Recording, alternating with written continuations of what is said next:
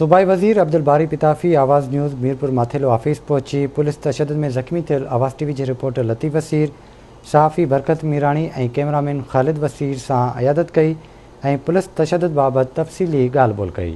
हवाले से video link मौजूद है मुश्ताक लगारी जी। मुश्ताक इन वक्त सूबाई वज़ीर अब्दुल बारी पिताफ़ी गड है जो अज जो आवाज़ टीवी ऑफिस मीरपुर माथेलो पहुतो है जो पुलिस तशद्दुद में ज़ख्मी थियल आवाज़ टीवी न्यूज़ के रिपोर्टर लतीफ़ वसीर, सहाफ़ी बरकत मीरानी और जो कैमरामैन ख़ालिद वसीर की अयादत करण लाइ हिते पहुतो है। अचो तो उनसे ॻाल्हि ॿोल कयूं। अब्दुल बारी पिताफ़ी साहब, ही जो असां जो वॾेरनि जी निजी जेल ॿुधीसीं, उन्हनि जा निजी टार्चर सेल ॿुधासीं, धाड़नि जा निजी जेल टार्चर सेल ॿुधासीं। अॼु जेको गुज़िरियल ॾींहुं पुलिस जो टार्चर सेल हिते मीरपुर में तव्हांजे तक में टार्चर सेल आहे, जिते बेगुनाह माण्हू कैद करे उन्हनि खे पैसा न ॾियण जी सूरत में उन्हनि खे हाफ फ्राई फुल फ्राई कयो वेंदो। गुज़िरियल ॾींहुं जेके आवाज़ टीवी जी टीम आहे, जेके सहाफ़ी बरकत में उते कवरेज लाइ पहुता, त सहाफ़ी जे मथां सख़्तु तशद्दुद कयो, उन्हनि खे मोबाइलनि में ज़ख़्मी हालत में खंभे गुम कयो वियो। बाद में जेको सहाफ़ी एहतजाज जेको जंहिं बाद जेको पुलिस मजबूर थी ऐं उहो गोॾा खुलिया, जंहिंखे ज़ख़्मी हालत में जेको आहे नेशनल हाईवे सफ़ारी पार्क भरिसां जेको उन्हनि खे उछलियो वियो। तव्हां कीअं पिया सॼी सूरत हाल खे ॾिसो, छो त हीउ तव्हांजो तक आहे, तव्हां हिते पीपल्स पार्टी जी हुकूमत आहे, सूबाई मिनिस्टर रहियो। तव्हां सही था चओ, पुलिस जो कमु आहे त जेको बि गवर्नमेंट जो कानून आहे उन कानून खे अमल में आणणु ऐं इहो पुलिस जो कमु आहे। ऐं उनजे ख़िलाफ़ वर्ज़ी किथे थिए थी त पुलिस जो कमु आहे त पुलिस वञी करे उन ते एक्शन खणे ऐं कानून खे किथे बि जेको आहे टोड़ण न ॾिए।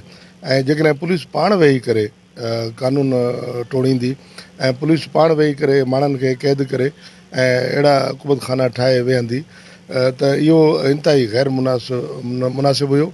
ऐं जेकॾहिं उनजी सहाफ़ी दोस्त किथे निशानदेही कनि था, अहिड़े कुंदे कम जी निशानदेही कनि था, त उन ते जेकॾहिं कुझु पुलिस ऑफिसरनि उन ते रिएक्ट कयो आहे ऐं जन इहो कमु कयो, उन्हनि जेकॾहिं रिएक्ट करे वरी उन्हनि सां ज़्यादती करणु, उन्हनि खे ॿधणु, उन्हनि खे उन्हनि ते तशद्दुद करणु, इहो सॼो जेको अमल आहे उनजी असां सख़्तु लफ़्ज़नि में मज़म्मत कयूं था।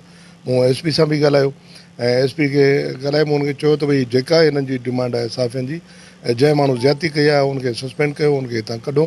ऐं उनखां अलावा जेके उन सां विढ़ण वारा माण्हू आहिनि उते जेके मौजूदु हुया, उन्हनि माण्हुनि खे बि सज़ा मिलणु घुरिजे। ऐं मूं त SP खे चयो फौरी उन्हनि खे क्वार्टर गार्ड कयो ऐं मज़ीद उन्हनि खे सज़ा उन्हनि खे ॾियो। हाणे जेका मौजूदा सूरत हाल आहे, उन मौजूदा सूरत हाल में ॾिसो, असां उनमें कंहिं बि माण्हू जी का बि राय हुजे, उनजी आज़ादी में जेको यकीन रखूं था त माण्हू पंहिंजी आज़ादी सां पंहिंजी राय जो इज़हार करे सघे।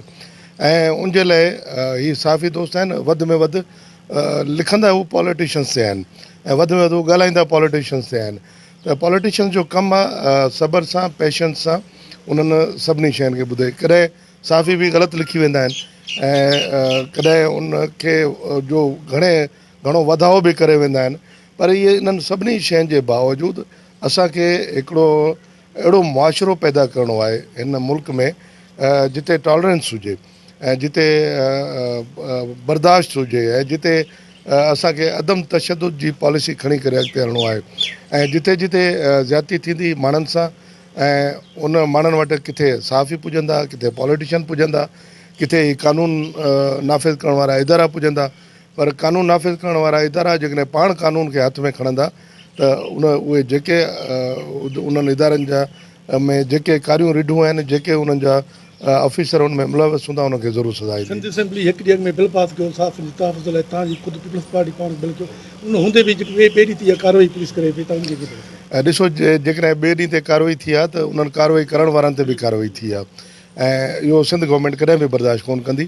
ऐं मुंहिंजो हिते सहाफ़ी दोस्तनि वटि अचण जो मक़सदु इहो हुयो त असां उन्हनि खे तसली ॾियारियूं त को बि माण्हू आइन खां मथां कोन्हे, ऐं चाहे उहे असांजे आइनी इदारनि खे लागू करण वारा जेके इदारा आहिनि, भले उन्हनि जा फ़र्ज़ हुजनि, उहे बि आइन खां मथां कोन्हनि। सूमर ॾींहुं सुभाणे SP जो वाइदो आहे त जेके पुलिस तशद्दुद जो पुलिस एहलकार उन्हनि जे ख़िलाफ़ केस दाख़िल करायो वेंदो। अगरि केस दाख़िल न थियो, तव्हां हितां तक चूंडियल MP बि मिनिस्टर वियो, तव्हां कहिड़ो एक्शन वठंदा?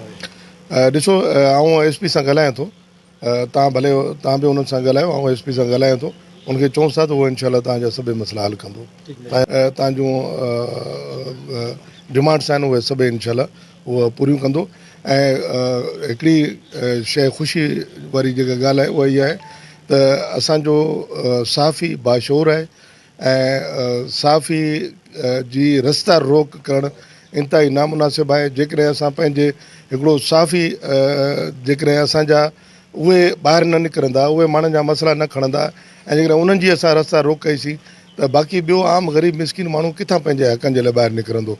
ऐं इन जे लाइ सहाफ़ियुनि जी किथे बि रस्ता रोक न करणी आहे ऐं सहाफ़ियुनि खे आज़ादाना तरीक़े सां पंहिंजी सहाफ़त करण जो हक़ आहे, राइट आहे। असां उन सां गॾु आहियूं। त सूबाई वज़ीर अब्दुल बारी पितावी जी ॻाल्हियूं उन्हनि इहो चवणु जेकॾहिं सुभाणे जेको केस दाख़िल न कयो ख़ुदि उहो पाण SP सां ॻाल्हाईंदो ऐं जेको सहाफ़ियुनि सां गॾु आहे उहो अब्दुल बारी पितावी इहो बि चयो त सहाफ़ी जेका आहे उनजो हक़ आहे कवरेज करण ते।